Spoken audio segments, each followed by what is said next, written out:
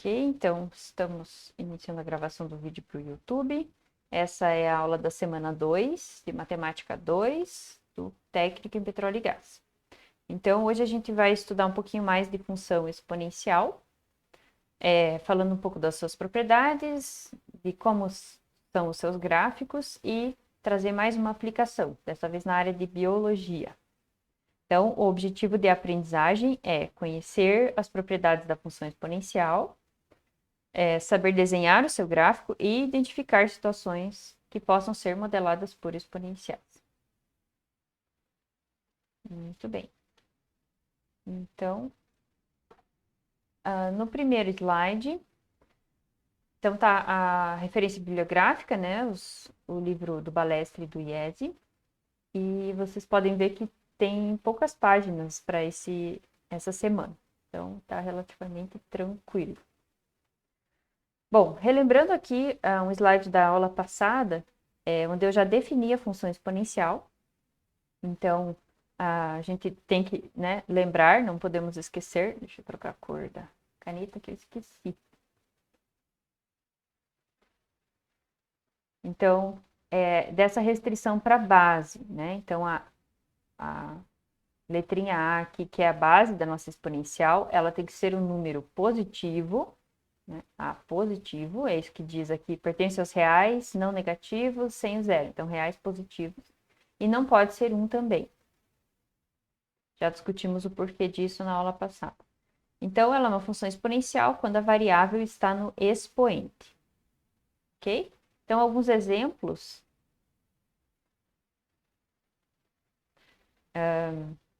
Por exemplo, pode ser a função 2 elevado a x. Então, alguns valores. Se eu calcular no 1, vai dar 2. Se eu calcular no 2, vai dar 4. E assim por diante. E aqui, na hora dos cálculos, a gente usa a revisão lá de potência. A base também pode ser menor do que 1. Né? Então, não pode ser 1, mas pode ser positiva maior do que 1, positiva menor do que 1. E é sempre importante, quando você vai escrever fração, usar o parênteses assim. Então, por exemplo, meio elevado a x. Então, f de 0, meio elevado a 0 é 1. F de 2, meio ao quadrado, é 1/4. E assim por diante. Depois a gente vai fazer alguns gráficos, vai usar esses valores. Mas essa, então, é a função exponencial. Quais são as propriedades notáveis aí dessas funções? Então, a gente tem aqui a carinha dela, né, que eu trouxe do slide anterior. A gente sempre vai pensar no domínio da função exponencial como todos os reais. Então, eu posso colocar qualquer valor real como expoente. E o contradomínio também, vamos pensar como os reais. Então, uma coisa interessante é que funções desse tipo sempre no zero vão valer 1, porque qualquer coisa elevado a zero é 1, né? Qualquer coisa exceto o zero, mas já sabemos que o A não é zero. Né? Vou colocar aqui A positivo, A diferente de 1. Então, isso significa, em termos de gráfico, que o nosso gráfico desse tipo de função sempre vai passar no ponto 0, 1, tá? Porque no zero dá 1. Outra propriedade interessante é que o resultado da função é sempre positivo. Né? A imagem de qualquer valor é sempre positivo, porque a potência de base positiva, independente do expoente, sempre é positiva. Por exemplo, 2 elevado a menos 1. Né? Pensando na função 2 elevado a x, digamos que eu aplique essa função no menos 1. Então, vai dar 2 elevado a menos 1, que, como a gente viu na revisão, é meio, que é positivo. Tá? Então, as imagens sempre são positivas. Então, além disso, né, mais do que serem positivas, a imagem dessa função vai dar todos os positivos. Então, a imagem da função exponencial são todos os reais positivos. Não fica ninguém de fora. Depois a gente vai conseguir enxergar melhor no gráfico essa questão. Ok? Continuando aqui, terceira linha de propriedade. Se a base for maior do que 1, a função vai ser crescente. Então, lembram o que é crescente? Quando você anda para o lado direito do teu eixo, a tua função sobe.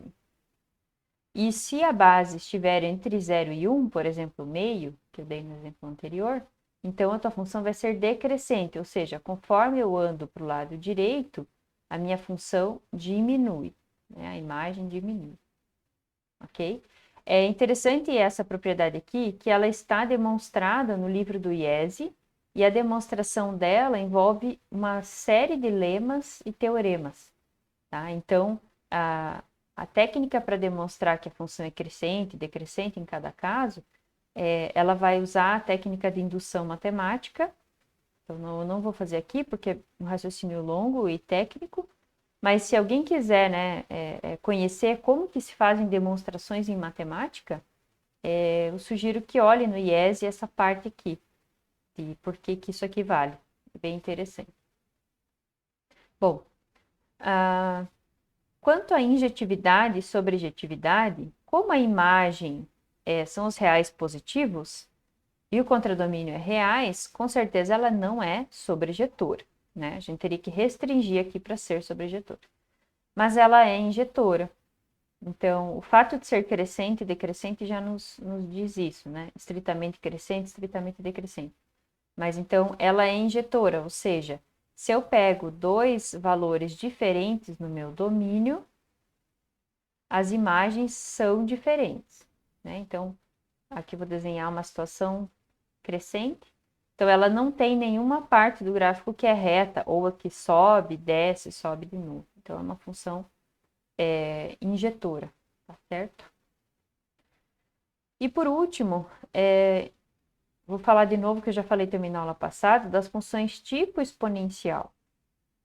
Então, isso tudo que eu falei aqui para cima vale para essa função aqui, que a gente pode dizer assim que é uma exponencial pura, né? É só a base e o expoente x.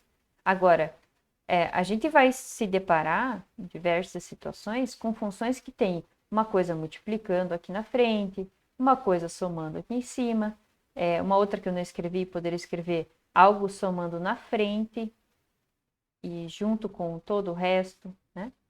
Essas coisas aqui nada mais são do que composições da função exponencial com funções afins. E aí a gente chama essas funções que têm essas alterações de funções tipo exponencial.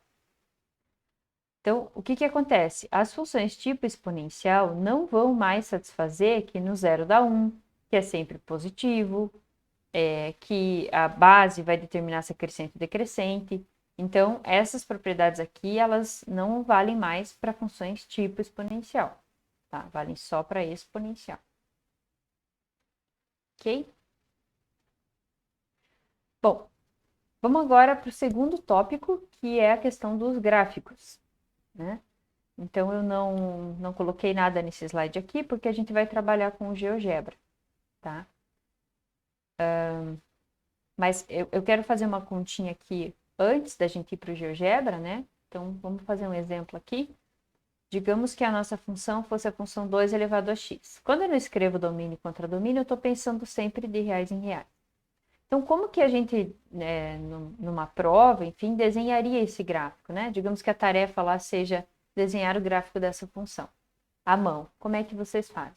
Então, como a gente sempre fez, a gente escolhe valores de x e calcula as imagens.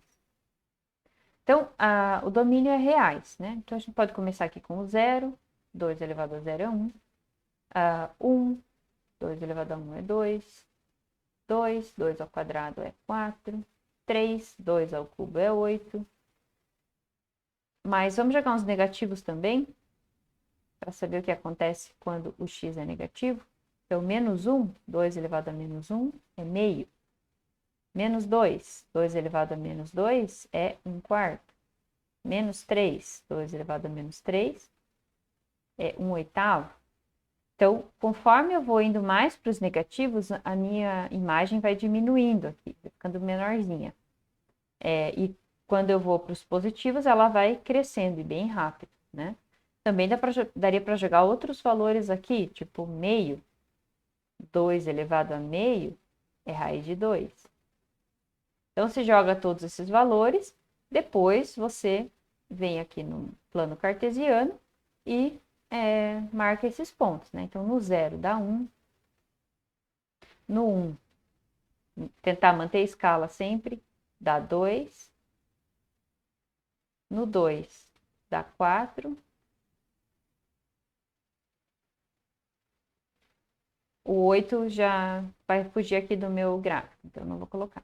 O menos 1 dá meio, então na metade aqui. O menos 2 dá 1/4, mais pertinho, mas sem encostar no meu eixo X. Tem também aqui o meio, né? No meio vai dar raiz de 2. Então, raiz de 2 é 1,4. Então, não seria bem no 1,5. Seria um pouquinho para baixo. E aí, agora ligando esses pontos de forma redondinha assim, eu tenho um esboço do meu gráfico do 2 elevado a x. Certo? Então, como vocês sempre fizeram gráficos, né? Tomando cuidado com a escala, enfim. Certo? Então, seria o esboço do gráfico 2 elevado a x. Se a gente fizesse o esboço do meio elevado a x, daria algo bem parecido. Então, vamos lá para o GeoGebra.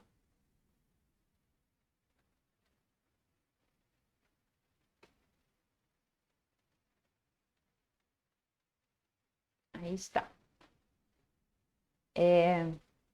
Bom, então, Professora, pois não. a Ana perguntou se nunca encosta na origem. A função, então, Ana, a função exponencial pura, né, daquele jeito, a elevado a x, no caso 2 elevado a x, nunca encosta na origem. Né? Não, origem seria esse ponto, nunca encosta nesse ponto, e mais ainda, nunca encosta no eixo x.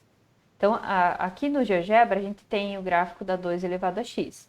Parece que está encostando, mas se a gente der o zoom aqui, ó, então não está encostando. Parece que encostou. Dou mais um, não está encostando. Tá? Então, nunca teremos uma imagem igual a zero de funções puramente exponenciais. Claro que se a gente começar a compor ali com as afins, aí sim pode acontecer isso, como a gente vai ver daqui a pouquinho. Ficou claro, Ana? Obrigada, Amanda, por me ajudar aqui com a dúvida. Ok. Bom, gente, então vamos lá. Como eu falei, né? Esse aqui é o gráfico do 2 elevado a x, é aquilo que eu desenhei lá. Eu desenhei só um pedaço, né? Só desenhei até aqui no 2 e no menos 2, só esse pedacinho aqui. Agora eu fiz aqui no GeoGebra, então, um controle dinâmico aqui, controle deslizante, que a gente chama, e eu vou, então, aumentar esse valor de A. Então, por exemplo, se fosse 3 elevado a x. Então, vejam que o gráfico, ele dá uma inclinada, né? Ele cresce mais rápido e decresce mais rápido.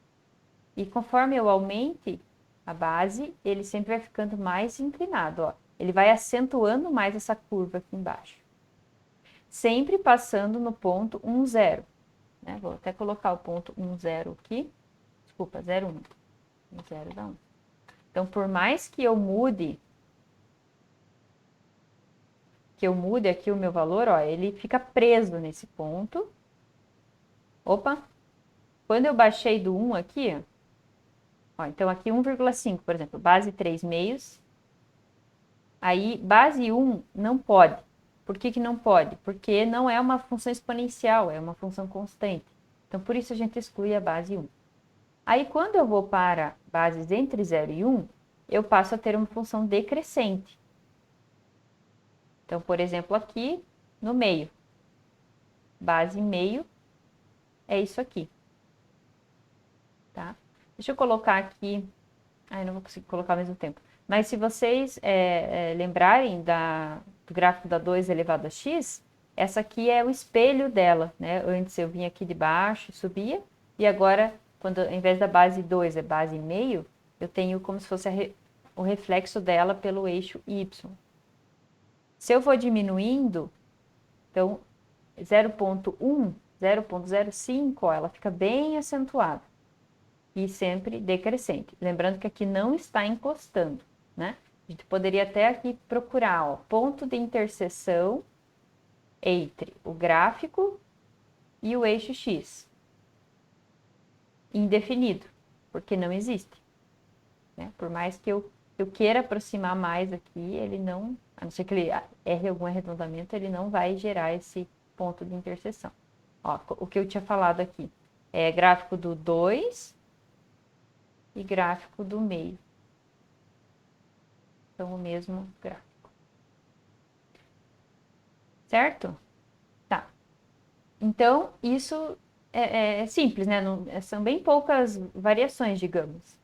Só vai mexer na inclinação, mas sempre vai passar nesse ponto e vai ser sempre positivo, ou para lá ou para cá. Agora, eu coloquei aqui algumas outras funções, que são aquelas funções tipo exponencial. Então, essa primeira que eu coloquei aqui é uma função que está agora com uma multiplicação, né, com o que eu chamei de b multiplicando aqui na frente. Como o b é 1, nesse momento, ele não faz nada, né, com a 2 elevado a x. Agora, eu vou até deixar a 2 elevado a x aqui de parâmetro, tá? Agora, se a gente aumentar esse b, o que vai acontecer? Então, vejam a roxinha se movendo. É como se eu estivesse transladando horizontalmente, como se eu estivesse mexendo essa função mais para o lado esquerdo, quando eu tenho esse b maior do que 1. Agora eu estou voltando, b igual a 1 vai coincidir, e se eu pegar b menor do que 1, aí ela vai transladar para o lado direito. Ok? Agora, se o b for 0, ela zerou tudo, né? Transformou lá numa função constante igual a 0. Agora, se o b for negativo, então vamos colocar b menos 1. Só um sinal negativo na frente. Então, isso vai jogar tudo que era sempre positivo para baixo. Agora é sempre negativo. Mas a ideia se mantém. Se eu mantiver o meu b entre menos 1 e 0, é como se eu estivesse transladando para a direita. E se eu for do menos 1 ainda mais negativo, é como se eu estivesse transladando para a esquerda. Ok? Então, esse é o efeito do B. Ele é uma translação horizontal. Até poderia ser interpretado como uma mudança, né? Parece que ele está subindo ali, né? Está inclinando diferente. Mas a forma mais fácil de entender seria pensar na translação. Por que eu falo da translação? Porque essa próxima função aqui, estão vendo que daí a de cima aqui era multiplicar por b. A próxima é somar alguma coisa no expoente. É a mesma coisa, as duas funções aqui, multiplicar por alguma coisa ou somar alguma coisa no expoente, elas são coisas que coincidem. Quer ver? Então, eu vou parar de mexer no b, vou mexer agora no c, né? Então, estou somando c no expoente. Quando c é igual a 0, eu estou coincidindo. Agora, se eu começar a aumentar o c, eu estou transladando para a esquerda. Se eu vir do c aqui menor do que 1, eu estou... desculpa, c é igual o ponto de fusão é 0, digamos assim, né? Se for abaixo de 0, eu estou transladando para a direita. Claro, o que eu não consigo nesse caso é inverter, né? Aquela coisa de inverter para baixo, porque aí eu não consigo inserir um sinal negativo só mudando o expoente. Mas a translação, o efeito da translação, pode ser obtido sempre pelo C ali no expoente. Deixa eu voltar com ele no 0. E deixa eu fazer a continha disso que eu falei agora. Então, aquilo que eu estava falando é o seguinte: você multiplicar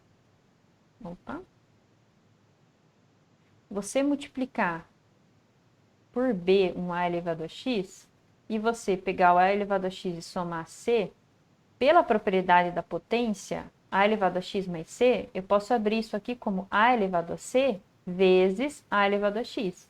Então, quando você está somando no expoente, na verdade, você está multiplicando por alguma coisa, né? Só que a coisa é a elevado a c, ou seja, uma coisa que é sempre positiva. Por isso eu não consigo inserir aquele menos na frente para virar. Mas qualquer efeito de translação eu consigo obter somando o c aqui. Ok? Então, por isso que eles têm um efeito parecido. Depois, no nosso jogo, eu vou limitar isso aqui, para a gente não se confundir entre somar C ou multiplicar por B, né? Você pode escolher entre fazer uma coisa e outra. Eu vou limitar, então, só para multiplicar por B aqui.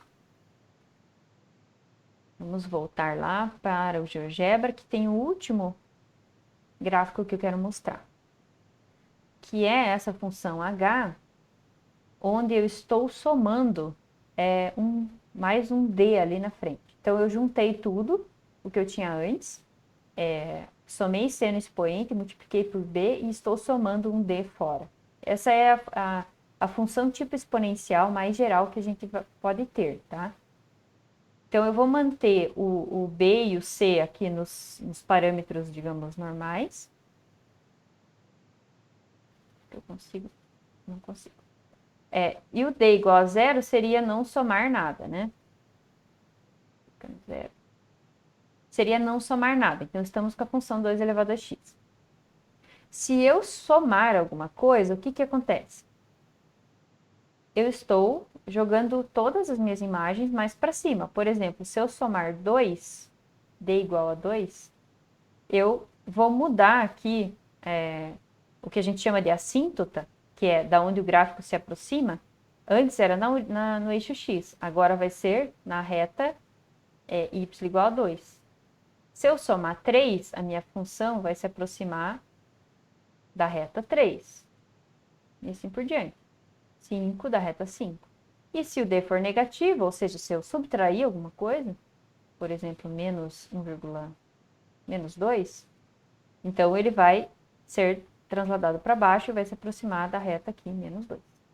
Certo? Então, o efeito desse d é subir ou descer. Certo? Então, eu poderia, por exemplo, ter assim, subir lá para o 2. Aí, eu vou fazer uma translação horizontal aqui, mexendo C também para 3, vou colocar.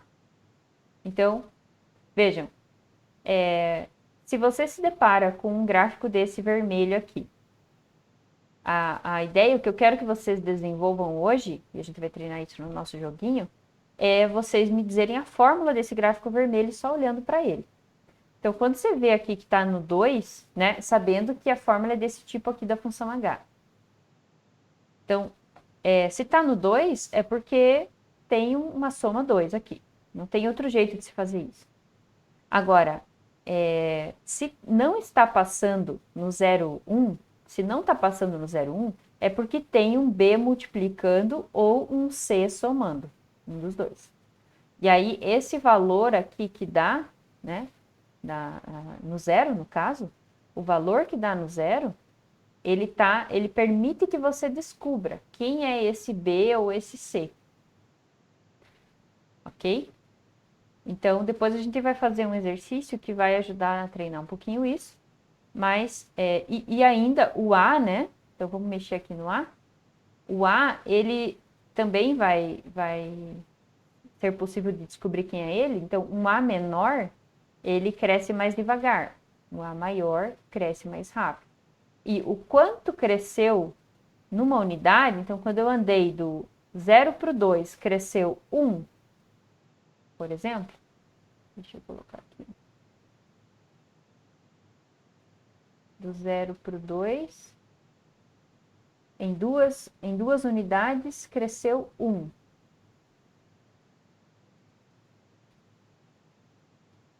O melhor, deixa eu dar um zoom aqui, o melhor é a gente olhar em uma unidade, ó.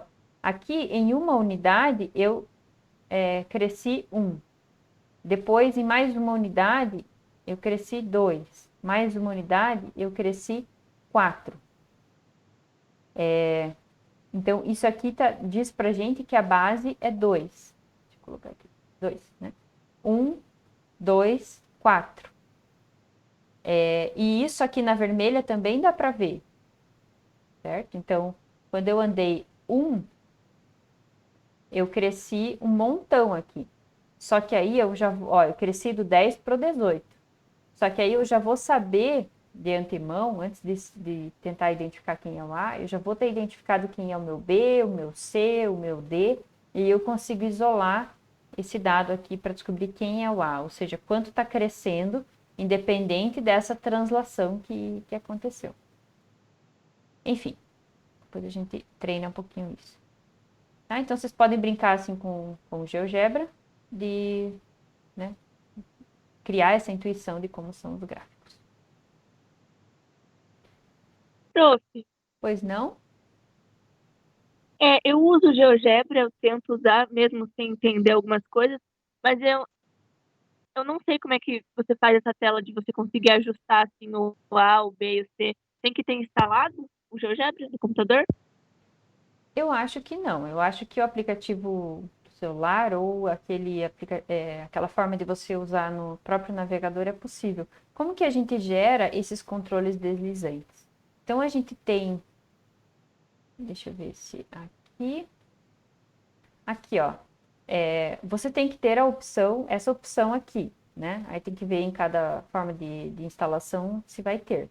Mas se tiver essa opção aqui, onde você pode colocar texto, inserir imagem, aí a primeira opção aqui é controle deslizante.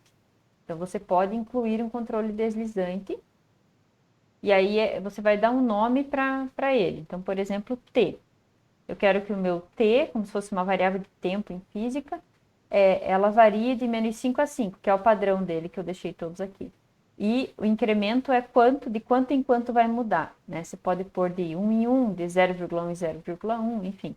Então eu vou deixar assim para ver se ele cria de forma automática. Então eu tenho o meu T aqui e eu posso mexer. E aí eu venho e posso fazer uma função f de x, que vai ser t vezes x. T é o meu parâmetro. Então, conforme eu aumento o coeficiente angular, vai mexer na função. Então, esse é um jeito de fazer. Outro jeito mais direto, deixa eu apagar esse aqui, é você vir aqui e fazer uma função e ao invés de escrever tipo 2 elevado a x, escrever com letrinha, t elevado a x. Aí ele mesmo propõe para você a criação do controle deslizante, porque ele não sabe o que é t, né? X ele entende como variável, porque a gente identificou a variável. Mas o t daí ele te propõe, você quer criar um controle deslizante? Aí você cria e você pode, né, trabalhar com a função aqui que eu acabei de criar. Ok? Quem que perguntou? Ficou claro? Ficou claro sim, professora. Eu vou procurar depois lá se tem Isso, se não tiver, daí precisa baixar, tá bom? Então, vamos voltar à nossa apresentação para falarmos da aplicação. Ah, não, antes o exemplo. Muito bem. Então, esse é um exercício que eu extraí do arquivo do projeto Medicina, a referência está aqui. É um exercício, então, do vestibular da FGV de 2005. E ele traz esses dois gráficos de função exponencial desenhados no mesmo plano cartesiano, a função g e a função h. E ele afirma que eles são simétricos em relação ao eixo x. E ele diz aqui como é que é a fórmula do g e do h, que são fórmulas desse tipo.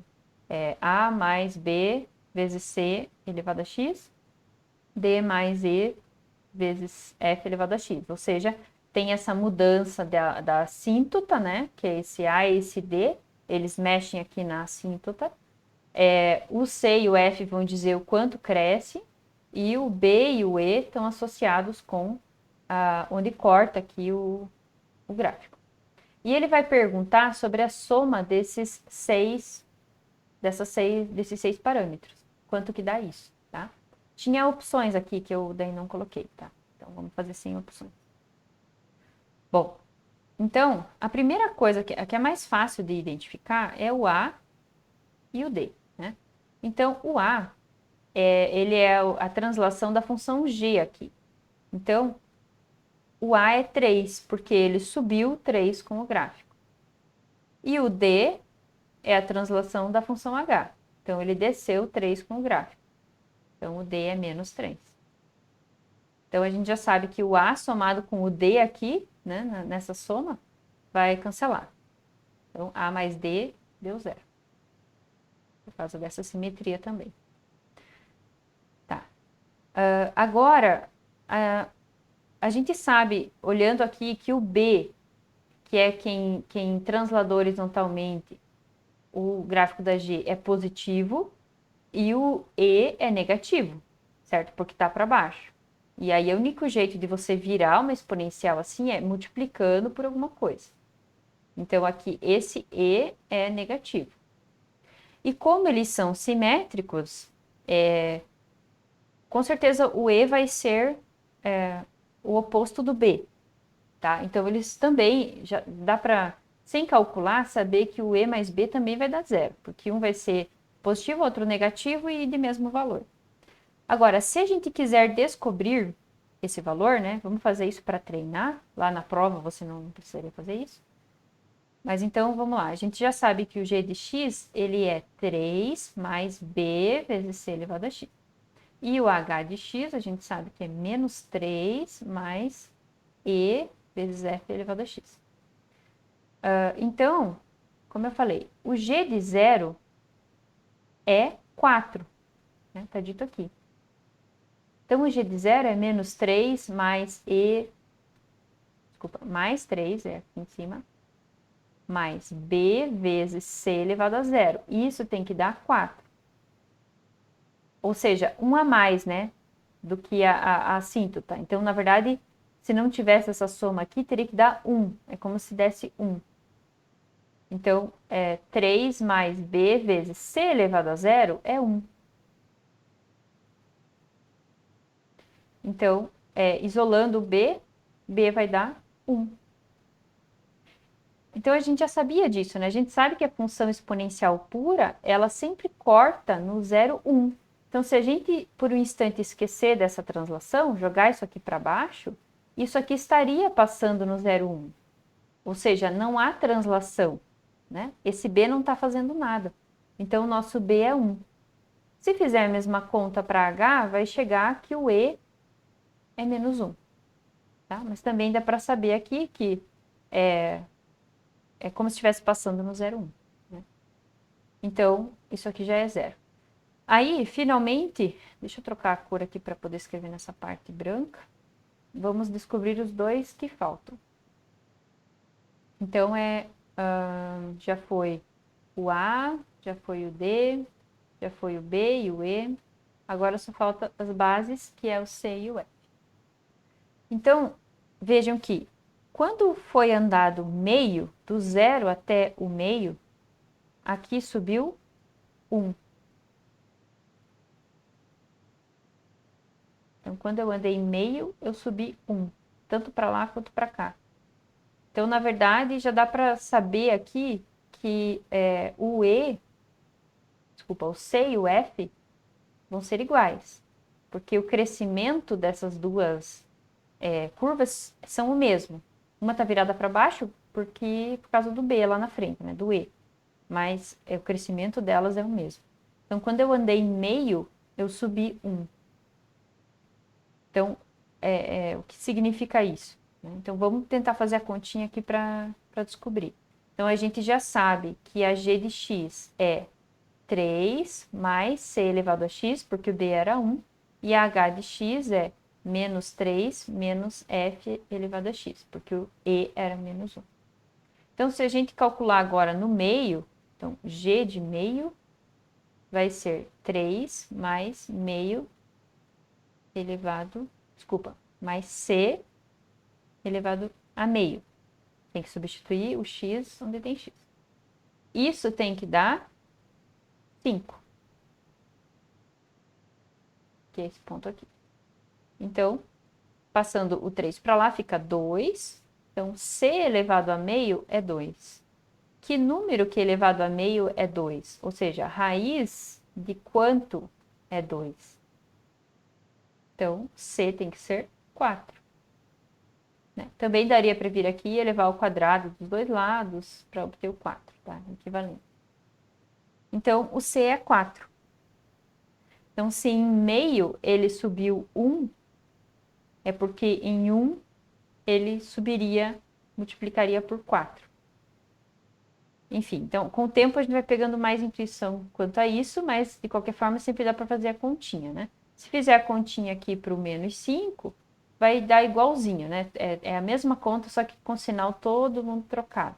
Então, a gente chega também que o F é 4. E aí, C mais F vai ser 4 mais 4, que é 8.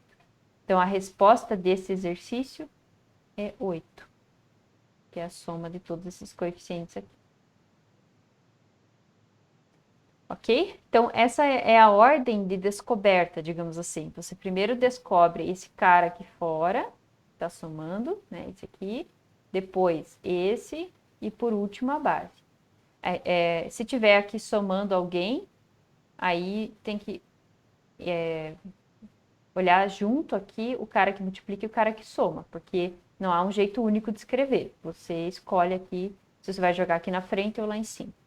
E daí por último a base. Ok? Então, esse é o exemplo.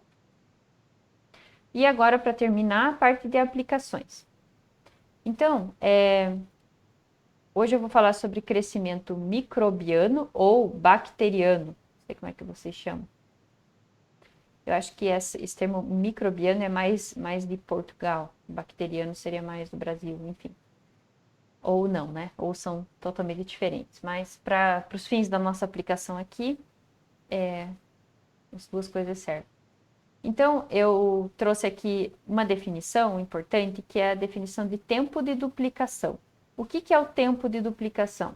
Em uma situação de crescimento, né, de micro-organismos. É o tempo necessário para que ocorra uma geração, isto é, para a formação de duas células a partir de uma.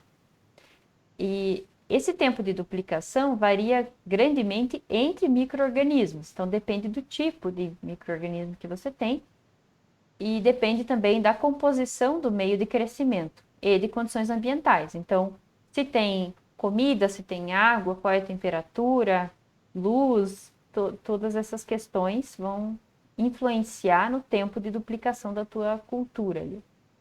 Por exemplo, em condições nutricionais e ambientais ótimas, a bactéria, aqui eu não sei falar isso, vocês devem saber melhor do que eu, Escherichia coli, deve ser, pode ter um tempo de duplicação de somente 30 minutos. Algumas bactérias podem sofrer divisão celular mais rapidamente do que 30 minutos, mas a maior parte divide-se com tempos de duplicação de 1 a 3 horas. Né? Então, é importante saber isso para saber quanto por exemplo, uma doença causada por uma bactéria, quão rápido ela evolui no organismo, né? O que condições vão fazer com que ela evolua mais rápido, que essa quantidade de bactérias aumente rapidamente no organismo. Aqui tem uma imagem, né, simples, que eu tinha 1, daí eu tenho 2, depois eu tenho 4, e os horários aqui, né, meio-dia, 4 horas, 8 horas. Então, aqui nesse desenho, o tempo de duplicação é de 4 horas. E aí, se vocês quiserem olhar um pouquinho mais, esse link aqui é de uma escola técnica de Portugal, que traz um pouco algumas contas um pouco mais elaboradas sobre isso. Bom, então vamos fazer um exemplo de aplicação aqui, que é a seguinte situação. Sabendo que numa população microbiana em crescimento exponencial tem-se, no instante inicial, n igual a 0, uma célula, e aqui tem um desenho representando isso, e no instante n igual a 5,5 horas, 1024 células, qual é o tempo de duplicação dessa população? Então, o tempo de duplicação é esse tempo que está representado aqui. Vou colocar assim, T2, tempo de duplicação. Aí passou mais, tempo de duplicação virou 4. Mais o tempo de duplicação virou 8. mais um tempo de duplicação virou 16. E assim por diante, até que chegou num certo momento que tinha lá 1024 células. Então, vocês conseguem saber qual é esse tempo de duplicação? Se ele demorou no total 5,5 horas para chegar a ter 1024 células? Tenha vontade para responder, se quiserem.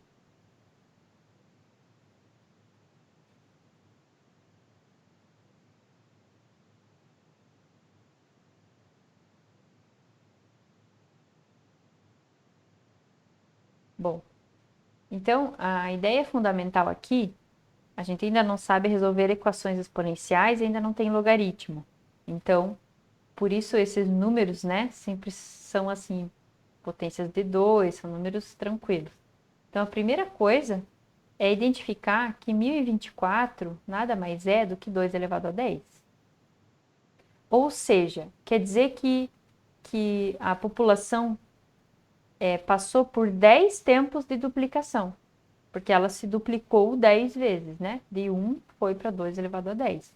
Então, a gente teve 10 vezes 10 tempos de duplicação. E isso demorou 5,5 horas para acontecer.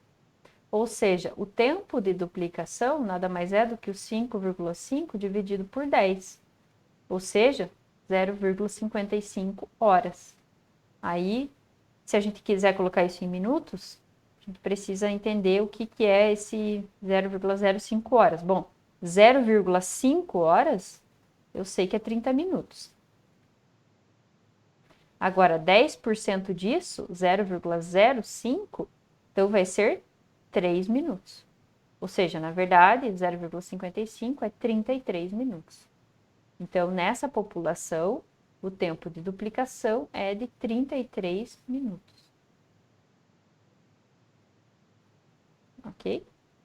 E vocês podem usar esse tipo de conhecimento lá nos experimentos que vocês vão fazer com a professora Marion ou na graduação, né? Enfim. Ok? Então, essa era a última coisa que eu queria falar. Vejam aqui a lista de exercícios. No Balestre são 12 exercícios. Muitos são de desenhar gráfico, tá? E no IES, então, são apenas 10 exercícios, 11 exercícios na nona edição. E na terceira edição são menos, né? Daqui 7, 8 exercícios.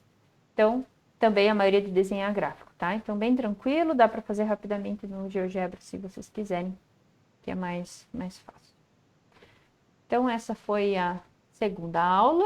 Temos 43 minutos, tá um pouquinho menor do que o normal. E aí, agora vamos para fazer mais exercícios, enfim, e jogar nosso joguinho que eu preparei. Então, vou concluir aqui a gravação.